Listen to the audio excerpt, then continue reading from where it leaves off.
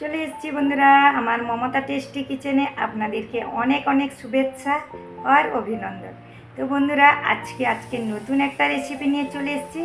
তার আগে জানাই আমার সকল বন্ধুদেরকে অনেক অনেক ভালোবাসা, বড়োদের প্রণাম, ছোটোদের অনেক ভালোবাসা। তো চলুন আজকে কালার সবজি নিয়ে আমি কী রেসিপি নিয়ে এসেছি, আশা করি আপনাদের ভালো লাগবে। আর একটা জিনিসের জন্য মাপ চেয়ে নিচ্ছি, আমাদের এখানে কিন্তু অনেকটা আওয়াজ হচ্ছে, তার জন্য সবার কাছে কিন্তু ক্ষমা চেয়ে নিচ্ছি। তো চলুন দেখা যাক রেসিপিটা কেমন হবে। আর অবশ্যই যারা নতুন সাবস্ক্রাইব করে পাশে থাকা বেলটা অন করে দেবেন, তাহলে অবশ্যই রেসিপি দেওয়ার সাথে সাথে নতুন নতুন রেসিপি আপনাদের কাছে পৌঁছে যাবে। তো চলুন বন্ধুরা, আশা করি আপনারা আমাকে অনেকেই জানেন আলাদা চ্যানেলে। তো এটা আমার আলাদা আরেকটা চ্যানেলে। অবশ্যই যারা নতুন তারা জানেন না, আমার আরেকটা চ্যানেল আছে মমতা লাইফস্টাইল ব্লগ।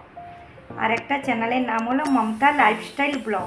অবশ্যই আপনারা সার্চ করে দেখবেন, আর ডেলি ব্লগের আপনারা আমাকে অবশ্যই পেয়ে যাবেন। তো চলুন বন্ধুরা রেসিপিটা স্টার্ট করা যায়, সঙ্গে থাকুন। দেখুন বন্ধুরা, সব রকমের সবজি মিক্স করে কালারের ফুল সবজি। এই দেখুন এখানে নিয়ে নিয়েছি আলু, গাজর আর বিট।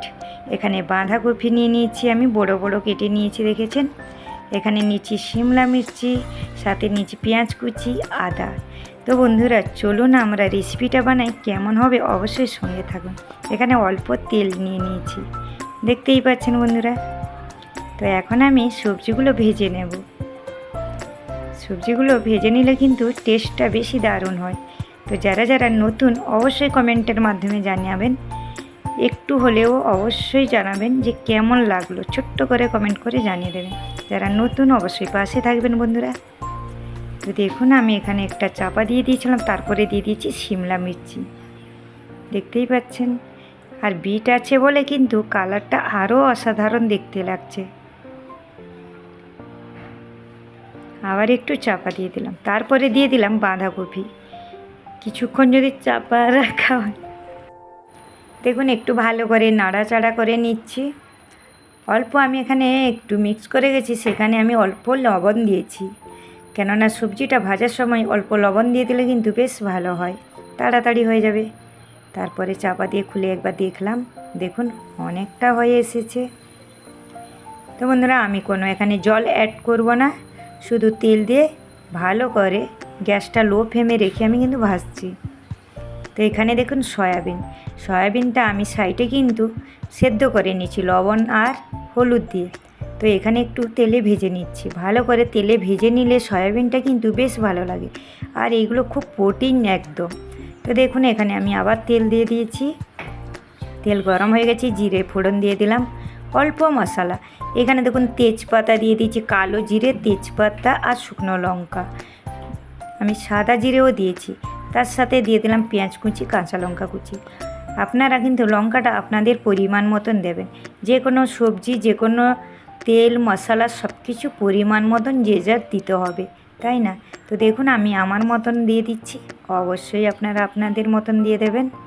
তো ভালো করে আমি মশলাটা নাড়াচড়া করে নেব। দেখুন আমি এখন গ্যাসটা লো ফ্লেমে রেখেছি, আর এখানে আমি কিন্তু অল্প লবণ অ্যাড করলাম, শুধু মশলা অনুযায়ী লবণ অ্যাড করেছি। তারপরে দিয়ে দিচ্ছি রসুন আমার যতটা পরিমাণ লাগবে সেই হিসেবে রসুন দিয়ে দিচ্ছি। তারপরে একটু নাড়াচাড়া করে নিচ্ছি, সব রকমের মশলাকে একটু মিক্স করে নিচ্ছি। তো দেখুন একটু কালারটা চেঞ্জ হয়ে যেতে আমি তারপরে আদা দিয়ে দিয়েছি, পরিমাণ মতন আদা বাটা দিয়ে দিচ্ছি।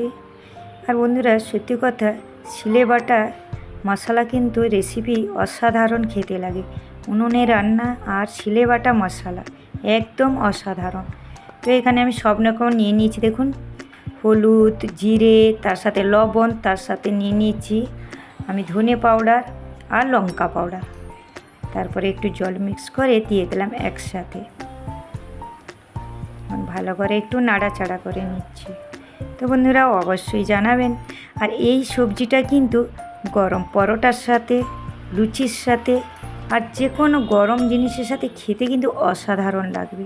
তো আমি এখন আমার পরিমাণ হিসাবে আবার লবণটা দিয়ে করলাম। তো দেখুন এখানে সবজিটা একদম সুন্দর হয়ে গেছে, পুরো রেডি। কেমন দেখতে লাগছে অবশ্যই জানাবেন। এই কালারফুল সবজি দিয়ে দারুণ। সবাই ভালো থাকুন আর সুস্থ থাকুন।